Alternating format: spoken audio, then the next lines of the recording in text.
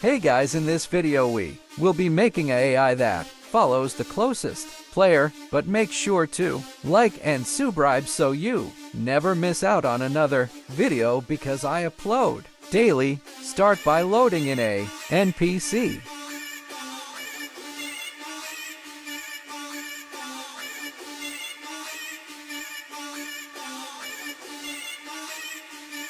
I will just us a random one, then add a script into the NPC, then type local NPC equals script dot parent, type while true do wait one, type local close player equals nil, type local classes distance equals math dot huge, type for player in pairs game dot players get players do, type if player dot character, then type local distance equals player dot character dot head dot position npc dot humanoid part dot position dot magnitude, type if distance classes distance, then type classes distance equals distance close player equals player, type if close player, then type npc dot humanoid movado close player dot character dot head dot position.